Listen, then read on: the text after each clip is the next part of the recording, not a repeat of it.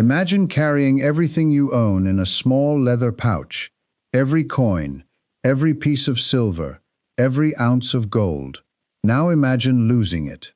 For thousands of years, this was the reality. There were no banks, no vaults, no savings accounts, only the constant fear that everything you had worked for could disappear in a single moment. Then, nearly 4,000 years ago, one ancient civilization came up with a revolutionary idea. Instead of hiding wealth inside homes, they placed it in the safest place they could imagine, a sacred temple, protected not only by walls and guards, but by the gods themselves. That simple idea would change history forever. It allowed merchants to travel farther, cities to grow richer, and empires to expand in ways that had never been possible. But who created the world's first bank? How did it actually work? And why did people trust complete strangers with everything they owned? Today, we're traveling back to the dawn of civilization to uncover the fascinating story of the first bank in history. Before we dive deeper, let us know in the comments where you're watching from. We'd love to hear from you. And don't forget to subscribe so you never miss one of our journeys into the past. The answers to these questions leads us to ancient Mesopotamia, the land between two rivers, the Tigris and Euphrates, in what is now modern-day Iraq. This region, often called the Cradle of Civilization, gave humanity so many firsts: the first cities, the first written language, the first wheels, and yes, the first banks. But banking didn't emerge in a vacuum. It arose from necessity, from the complex web of human needs and desires that accompanied the world's first urban societies. Picture Mesopotamia, around 2000 BCE. The landscape was dominated by magnificent city-states like Ur, Uruk, Babylon, and Lagash. These weren't simple villages. These were sophisticated urban centers, some housing over 50,000 people. The streets buzzed with merchants, craftsmen, farmers, and priests. Massive ziggurats, stepped pyramids reaching toward the heavens, dominated the skyline. Within these cities, economic life had become remarkably complex. People specialized in trades. A farmer might grow barley but need pottery. A weaver might create textiles but require oil for lamps. Simple barter was no longer sufficient. The Mesopotamians had already invented something crucial for banking: writing. Specifically, cuneiform script, pressed into clay tablets with wedge-shaped reeds. These clay tablets became the world's first permanent records, and importantly, the world's first receipts, contracts, and account ledgers.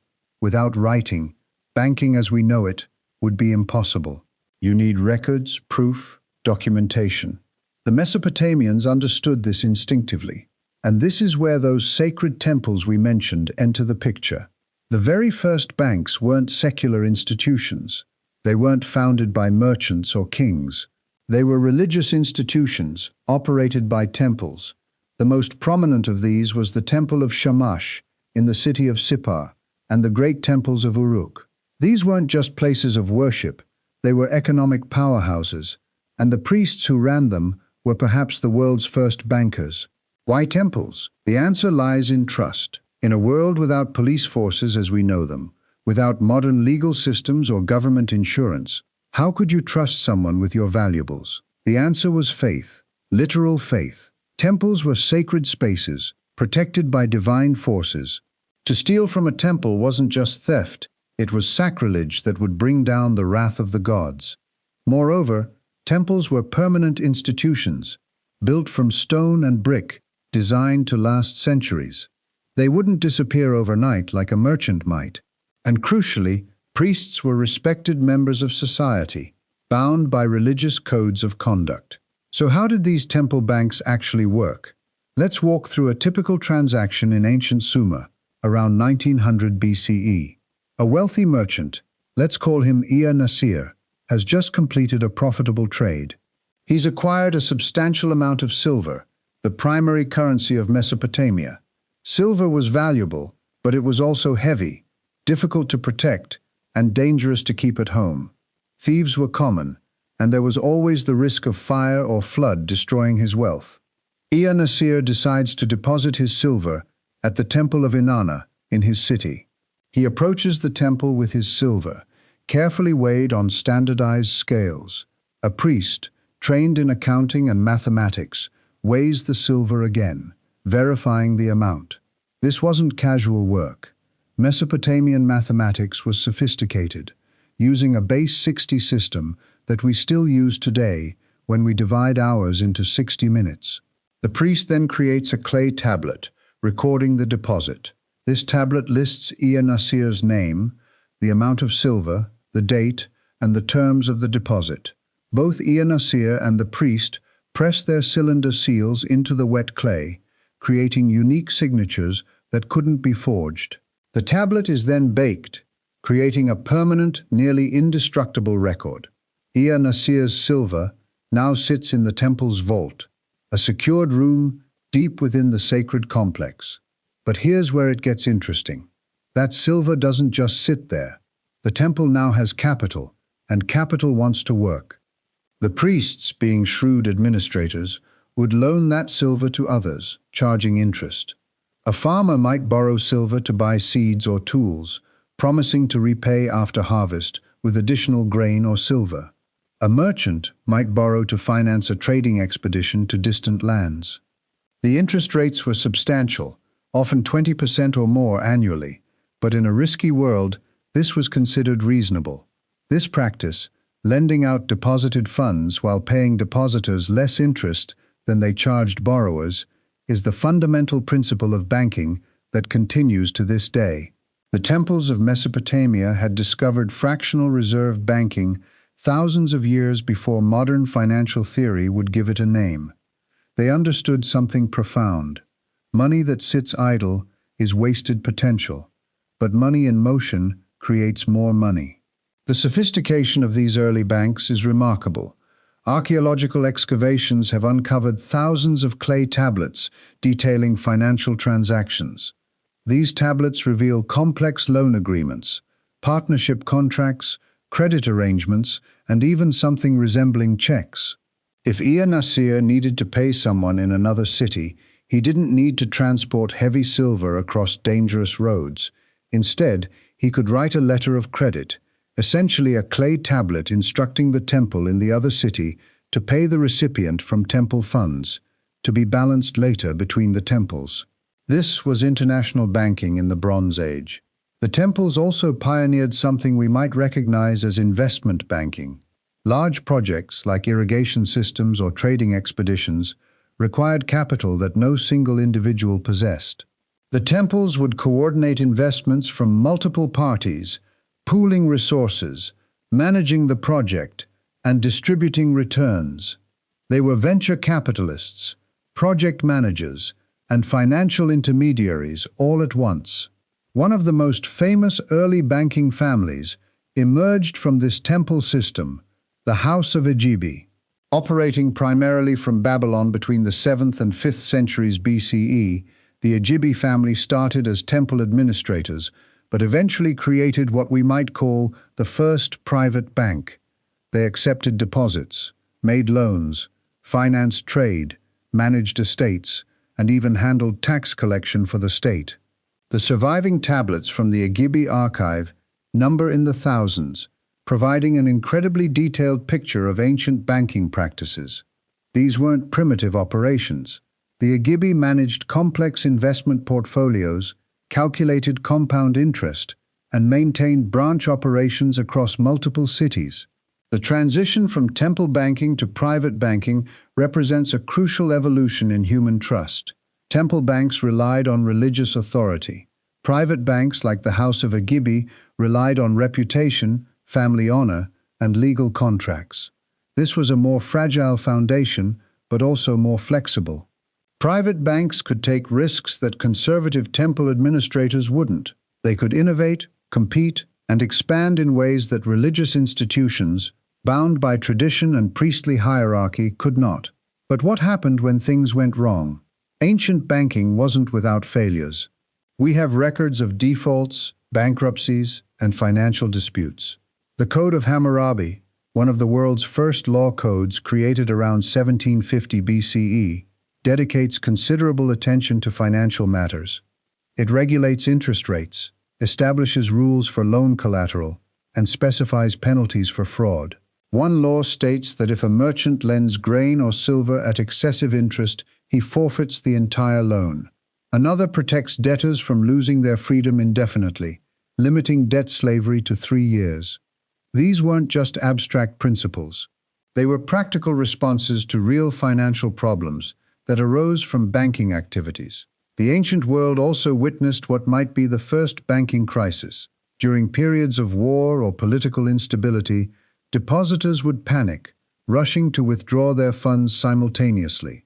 The temples and private banks, having loaned out most of their deposits, couldn't meet all demands at once.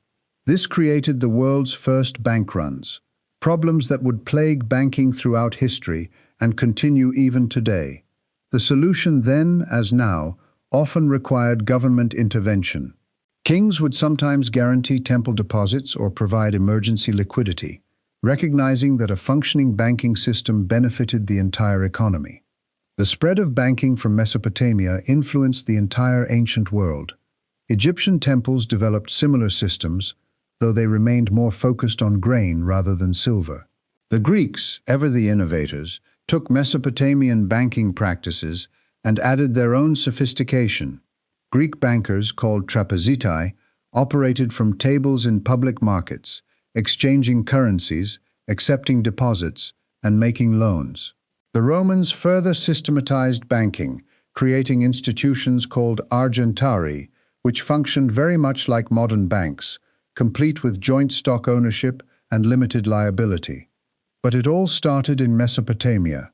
The fundamental insights, the basic practices, the essential trust mechanisms, all were pioneered in those ancient cities between the two rivers. When we deposit money in a bank today, when we take out a mortgage, when we use a credit card or write a check, we're participating in a system whose roots reach back nearly 4,000 years to those Sumerian temples. The clay tablets that recorded these ancient transactions tell us something profound about human nature. We are creatures who can trust beyond our immediate circle, who can imagine complex future scenarios, who can create abstract systems of value and exchange. Banking requires belief in tomorrow, confidence that the social order will persist, faith that agreements will be honored. In some ways, the invention of banking represents one of humanity's greatest leaps of imagination. Consider what it meant for that first merchant to leave his silver with temple priests. He was trusting not just individuals, but a system. He was accepting a clay tablet, a small piece of baked earth with markings on it, as equivalent to actual silver. That tablet was an abstraction, a symbol, a promise. Its value existed only in the shared agreement that it represented something real. This is the essence of all modern finance, from paper currency to digital cryptocurrencies. We've been building on that Mesopotamian foundation for millennia. The religious dimension of early banking also tells us something important. The gods served as guarantors of financial transactions. Oaths were sworn in divine names. Contracts invoked cosmic consequences for violations. In a world without extensive bureaucracy or enforcement mechanisms, the supernatural provided social cohesion. It made banking possible. As societies secularized, that religious authority was gradually replaced by legal and governmental authority. But the principle remained the same. Banking requires a power greater than any individual to enforce agreements. What eventually happened to these first banks? The temples of Mesopotamia operated for thousands of years, surviving empires and dynasties. The Temple of Shamash in Sippar functioned for over 2,000 years, but eventually, the ancient world gave way to new civilizations with different structures.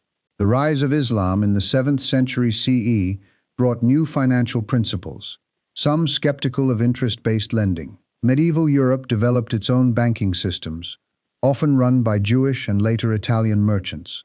But the clay tablets remained, buried in the ruins of ancient cities, waiting for archaeologists to rediscover them.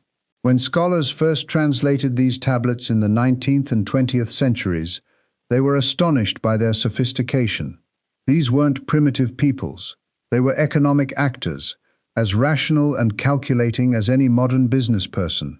They understood risk and return, interest and principal, credit and debt. They created instruments and institutions that we would recognize immediately. The details changed, the technology evolved, but the fundamental logic of banking remained remarkably constant. Today, we live in an age of digital banking, of instant transfers and cryptocurrency. We carry more computing power in our pockets than existed in the entire world a generation ago. Yet the basic principles haven't changed. We still deposit funds with institutions, still take loans to finance our dreams, still use abstract symbols to represent value. The clay tablet has become the electronic ledger, the temple vault has become the encrypted server, but we're still doing what those ancient Mesopotamians did, trusting strangers with our wealth in exchange for security and opportunity. The story of the first bank is ultimately a story about human cooperation. It's about our ability to create systems larger than ourselves, to bind our individual interests into collective institutions, to imagine and build structures that outlast any single lifetime. Those Sumerian priests who first accepted deposits and made loans created something that would reshape civilization. They couldn't have known that 4,000 years later, people across the globe would be using refined versions of their innovations. They were solving immediate problems: how to store wealth safely, how to finance agriculture and trade, how to manage complex urban economies. But in solving those problems, they created something timeless. As we conclude our journey back to the first bank in history, we're left with a profound appreciation for our ancestors' ingenuity. They looked at the challenges of their world and created solutions of lasting brilliance. They took the chaos of economic exchange and imposed order through record-keeping and institutional trust. They transformed precious metal into productive capital. They made the future less uncertain by creating stable stores of value and reliable sources of credit.